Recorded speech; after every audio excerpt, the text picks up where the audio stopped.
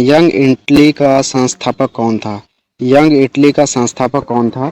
तो आप लोग जानते होंगे यंग इटली का संस्थापक था Mazzini. Option number D right answer होगा। अगला क्वेश्चन है वियना कांग्रेस का अध्यक्ष तो कौन था? तो वियना कांग्रेस का अध्यक्ष हो जाएगा ऑप्शन नंबर डी यानी कि मेटरनिख। चलिए नेक्स्ट क्वेश्चन की ओर बढ़ते हैं।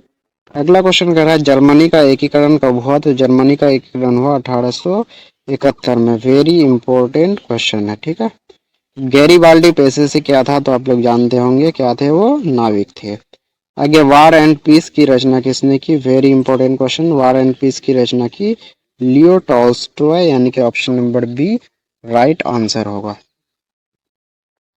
अगला है सोवियत संघ का विघटन किस वर्ष हुआ? तो यहाँ पे तो ऑप्शन अलग टाइप का दे दिया गया है। सोवियत संघ का विघटन ध्यान रखना 1991 में हुआ और ये टोटल 15 देशों में टूट गए और इसी के साथ 1991 में शीत युद्ध की भी समाप्ति हो गई। अब यहाँ पे जो है यहाँ कहने का मतलब है सोवियत संघ के संसद का नाम क्या है? तो ध्यान रखना सोवियत संघ के संसद को ड्यूमा कहा जाता है। आगे अप्रैल थीसिस किसने तैयार की? Very important question. तो अप्रैल थीसिस ध्यान रखना है लेनिन ने तैयार की। Option number A right answer होगा। अगला देख लेते हैं अगला क्वेश्चन क्या कह रहा है। अगला क्वेश्चन कह रहा है लेनिन ने नई आर्थिक नीति की घोषणा कब की? तो ये जो है 1921 राइट आंसर होगा यानी कि ऑप्शन नंबर ए जो है वो राइट आंसर हो जाएगा। आगे अंकोर वाट का मंदिर जो है इसका निर्माण किस शासक के द्वारा किया गया? तो ध्यान रखना अंकोर वाट का मंदिर कहाँ पे है? कंबोडिया में है। और इनके जो है निर्माण जो किए वो कराया कौन? सूर्यवर्मन द्वितीय। सूर्यवर्मन द्वितीय ध्यान रखना है। आगे वेदों की ओर लौटो नारा किसने दिया? तो Dayanand Saraswati. Option number B right answer होगा। अगला क्वेश्चन कह रहा है गांधी जी ने साबरमती आश्रम की स्थापना कब की? तो 1915 में। वेरी हाईलाइटेड क्वेश्चन है ये। ब्रह्म समाज की स्थापना किसने की? तो राजा राम मोहन राय जिसे आधुनिक भारत का पुनर्जागरण का पिता भी कहा जाता है, ध्यान रखेंगे। भारतीय राष्ट्रीय कांग्रेस की स्थापना कब हुई? तो 1885 में 28 दिसंबर। किसने की? तो ए ओ ह्यूम। ए ओ ह्यूम। और ध्यान रखना भारतीय राष्ट्रीय कांग्रेस के पहले अध्यक्ष तो वो थे व्योमेश चंद्र बनर्जी। इसको अंग्रेज जो है सेफ्टी वॉल्व के रूप में इसका इस्तेमाल करने के लिए इसकी स्थापना किए थे। रॉलेट एक्ट किस वर्ष पारित हुआ? तो 1919 में। रॉलेट एक्ट को काला कानून भी कहा जाता है। 1905 में बंगाल विभाजन किसके समय हुआ? तो ध्यान रखना लॉर्ड कर्जन के समय जो है बंगाल विभाजन हुआ। ध्यान रखना 1885 में जो कांग्रेस की स्थापना हुई थी उस टाइम थे लॉर्ड डफरिन और बंगाल विभाजन के समय लॉर्ड कर्जन। उसके अलावा लॉर्ड डलहौजी ने भारत में जो है प्रथम रेलवे की शुरुआत की। उसके अलावा डाक सेवा, टेलीफोन सेवा, सारा का सारा रेल सेवा इसी का देन है। और फिर हम लोग देखेंगे 1911 में जो शिफ्ट किया गया कोलकाता से दिल्ली कैपिटल को, तो उस टाइम जो थे वो थे लॉर्ड हॉर्डिंग। लॉर्ड हॉर्डिंग उस टाइम जो है ये थे। आगे ऑल इंडिया मुस्लिम लीग की स्थापना कब हुई? तो 1906 में हुई। ऑल इंडिया मुस्लिम लीग की स्थापना कब हुई? 1906 में। अगला क्वेश्चन काफी इंपॉर्टेंट क्वेश्चन है। फॉरवर्ड ब्लॉक की स्थापना किसने की? तो सुभाष चंद्र बोस जिसे हम लोग नेताजी भी कहते हैं। आगे All India Trade Union Congress के अध्यक्ष थे। तो All India Trade Union Congress के अध्यक्ष थे Lala Lajpat Rai. All India Trade Union Congress के अध्यक्ष कौन थे? लाला लाजपत राय। अगला है चौड़ी चौड़ा की घटना कब हुई? Very important question. चौड़ी चौड़ा कहाँ पे है? अयोध्या में, गोरखपुर में। चौड़ी चौड़ा की घटना हुई 5 फरवरी 1922 में। Option number C right answer होगा। अगला क्वेश्चन काफी इंपॉर्टेंट है। अगला क्वेश्चन देख लेते हैं क्या कर रहा है। कह रहा राष्ट्रीय स्वयं सेवक संघ यानी कि आरएसएस की स्थापना कब और किसने की? तो केवी हेडगेवार ने किया था 1985 में। Tata iron and steel company यानी कि टिस्को की स्थापना कब हुई? तो 1907 में। Option number C right answer होगा। अगला क्वेश्चन करा, इंग्लैंड में सभी स्त्री एवं पुरुष को वयस्क मताधिकार कब प्राप्त हुआ? तो 1918 में। ध्यान रखना है, option number D right answer होगा। भारत में पहला फैक्ट्री कानून कब बना? तो 1881 ईस्वी में। पटना में गोलघर का निर्माण किस वर्ष किया गया? तो इस निर्माण शुरू किया गया था 1784 में, लेकिन पूर्ण हुआ था 1786 में। गोलघर का निर्माण अंग्रेज जो है अनाज के भंडार के लिए किए थे। बिहार को पृथक राज्य का दर्जा कब दिया गया? तो 1911 में। ध्यान रखना, 1911 में।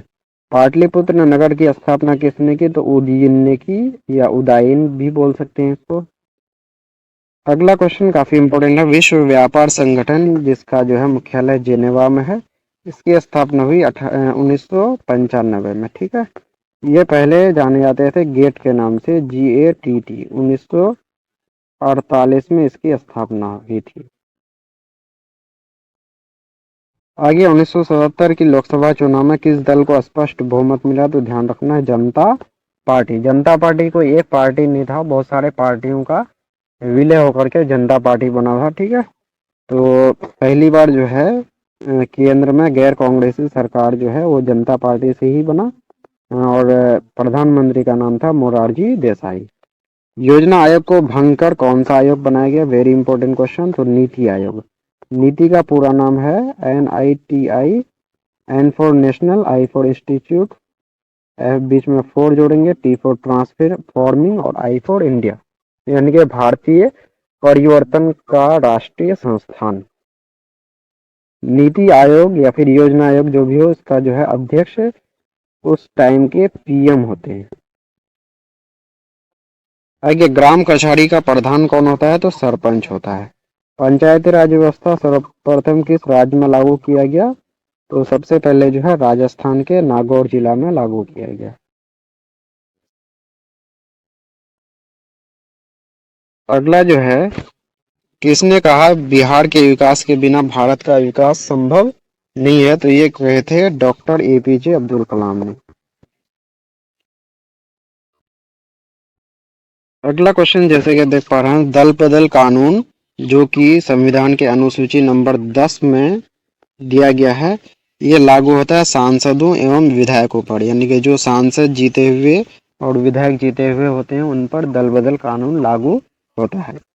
लोकसभा में चुने हुए सदस्यों की संख्या कितनी है? तो 543 है। ठीक है, 543। अगला, इंडिका के लेखक कौन है? तो इंडिका के लेखक हैं मेगास्थनीज। कौटिल्य जो है ये हैं किसके लेखक? तो ये राजनीति अर्थशास्त्र के लेखक हैं। कौटिल्य जो है वो अर्थशास्त्र के लेखक हैं। और इंडिका के लेखक कौन है? मेगास्थनीज, जो कि सेल्यूकस निकेटर के राजदूत थे।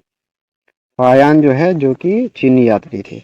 आंग सान सू की किस देश के नागरिक हैं? तो म्यांमार के। अभी म्यांमार में जो है सेना शासन है। वर्तमान में भारत में कितने केंद्र शासित प्रदेश हैं? तो ध्यान रखना, वर्तमान में भारत में 8 केंद्र शासित प्रदेश हैं, और राज्यों की संख्या कितनी है? 28। इनमें से किसे पिछड़ा राज्य कहा जाता है? तो बिहार को कहा जाता है। पिछड़ा राज्य कौन है? बिहार।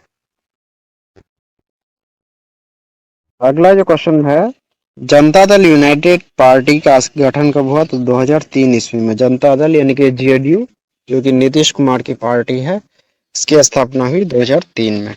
बिहार में संपूर्ण क्रांति का नेतृत्व किसने किया? ध्यान रखना है, जयप्रकाश नारायण, जिसे लोक नायक के नाम से भी जाना जाता है। तो इस तरह से हम लोग जो है यहाँ पे 40 ऑब्जेक्टिव को कवर कर चुके हैं। फिर हम लोग आगे जो है 41 नंबर से 80 नंबर तक का ऑब्जेक्टिव, जैसे कि आप 41 नंबर क्वेश्चन को देख पा रहे हैं, वर्ष 1975 में भारतीय राजनीति में किस लिए जाना जाता है? तो 1975 में ही जानते हैं हम लोग, जो देश में आपातकाल लागू हुआ, उस टाइम प्रधानमंत्री थी इंदिरा गांधी, और राष्ट्रपति थे फखरुद्दीन अली अहमद। पंचायत राज संस्थाओं को संवैधानिक दर्जा किस संविधान संशोधन से प्राप्त हुआ? तो ध्यान रखना, 73वां संविधान संशोधन जो हुआ था, इसी के तहत संवैधानिक दर्जा जो है पंचायती राज संस्थानों को प्राप्त हुआ। और 74वां के तहत जो है नगर पालिका नगर निगम का गठन हुआ। आगे बांग्लादेश कब स्वतंत्र हुआ? तो 1971 में बांग्लादेश स्वतंत्र हुआ। बांग्लादेश के पिता कहलाता है शेख मुजीबुर रहमान।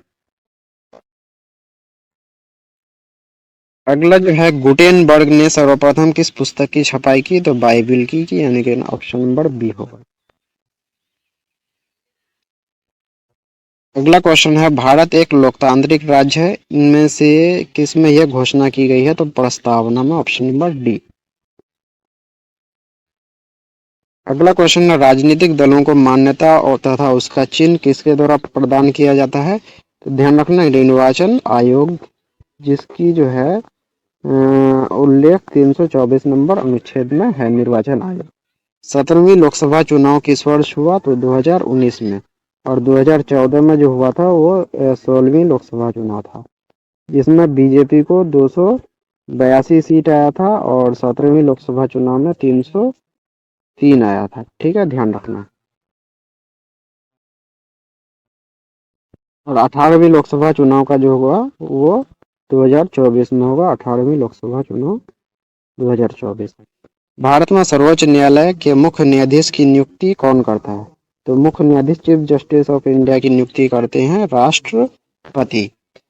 यही उनको शपथ दिलाते हैं। ठीक है, अभी जो चीफ जस्टिस है वो है चंद्रचूड़।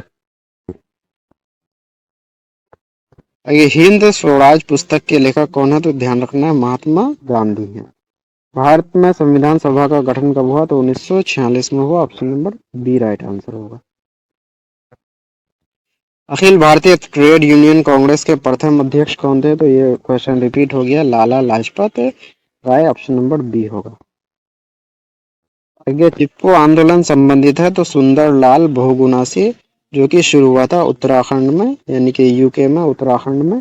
ठीक है, और उत्तराखंड उस समय जो है उत्तर प्रदेश का ही पार्ट हुआ करता था। दुधवा राष्ट्रीय उद्यान, वेरी इंपॉर्टेंट क्वेश्चन है ये, उत्तर प्रदेश में। उत्तर प्रदेश दूध में नंबर 1 है, तो इस तरह से ध्यान रख सकते हैं। दुधवा राष्ट्रीय उद्यान कहाँ पे होगा? उत्तर प्रदेश। भारत का सबसे बड़ा खनिज तेल उत्पादक क्षेत्र कौन सा है? तो मुंबई हाई है। मुंबई हाई लगभग 62% जो है, यहीं से भारत को खनिज तेल प्राप्त होता है।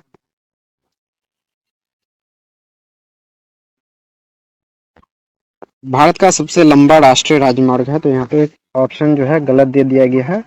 NH1, NH2, NH6, NH7 दिया गया है, जबकि यहाँ पे होगा NH44 जो है भारत का सबसे लंबा राष्ट्रीय राजमार्ग है, जो कि श्रीनगर से कन्याकुमारी तक जाती। ध्यान रखेंगे। अगला क्वेश्चन देख लेते हैं हम लोग।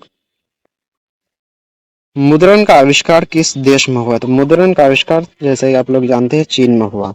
आसवन बांध किस नदी में स्थित है? बहुत इंपॉर्टेंट क्वेश्चन है। किस नदी से संबंधित है? तो नील नदी से, जो कि मिस्र में है। अगला क्वेश्चन है, भूकंप संभावित क्षेत्रों में भवनों की आकृति कैसी होनी चाहिए? तो ध्यान रखना है, आयताकार होनी चाहिए। सौर ऊर्जा निम्नलिखित में से कौन सा संसाधन है? तो नवीकरणीय संसाधन है। संजय गांधी जैविक उद्यान किस नगर में स्थित है? तो संजय गांधी जैविक उद्यान जो है वो पटना में है। Option number D right answer होगा। निम्नलिखित में खरीफ फसल कौन है? तो खरीफ फसल जो है वो चावल है, बाकी सब जो है रबी फसल है। बिहार में कितने प्रतिशत क्षेत्र में वन है? तो 7%, ओनली 7%, जबकि 33% क्षेत्र में, किसी भी क्षेत्र का 33% भाग में क्या होनी चाहिए? वन होनी चाहिए। आगे सबसे घटिया कोयला है, तो सबसे घटिया कोयला है पीट, जबकि सबसे बढ़िया कोयला है एंथ्रासाइट। भूकंप केंद्र के ऊर्ध्वाधर पृथ्वी पर स्थित केंद्र को कहते हैं? तो अधिकेंद्र कहते हैं। भारत के किस स्थान पर पहला परमाणु ऊर्जा केंद्र स्थापित किया गया? तो पहला परमाणु ऊर्जा केंद्र जो है वो तारापुर में स्थापित किया गया। भाखड़ा नांगल परियोजना किस नदी पर स्थित है? तो भाखड़ा नांगल परियोजना है सतलज नदी पर स्थित। रेशम उद्योग का प्रसिद्ध केंद्र कौन है, या रेशमी शहर किसको कहते हैं? तो Bhagalpur. Option number B right answer होगा। वेरी इंपॉर्टेंट क्वेश्चन, किस खनिज को उद्योगों की जननी कहा जाता है? तो लोहा को कहा जाता है। Option number C right answer.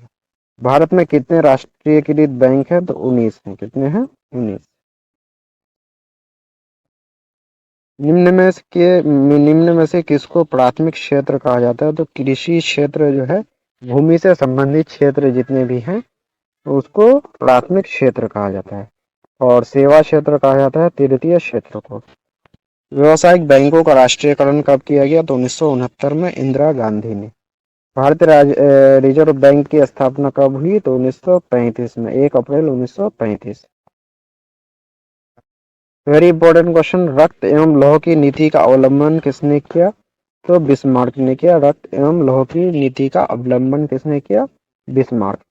Bharat का केंद्रीय बैंक कौन है? तो राष्ट्रीय भारतीय रिजर्व बैंक। अगला question, operation flood. Operation flood जो है वो डेयरी विकास से, यानी कि दूध उत्पादन से रिलेटेड है, ऑपरेशन फ्लड। आगे, भारत में राष्ट्रीय आय की गणना कौन करता है? केंद्रीय सांख्यिकी संगठन। ऑप्शन नंबर ए ये राइट आंसर होगा।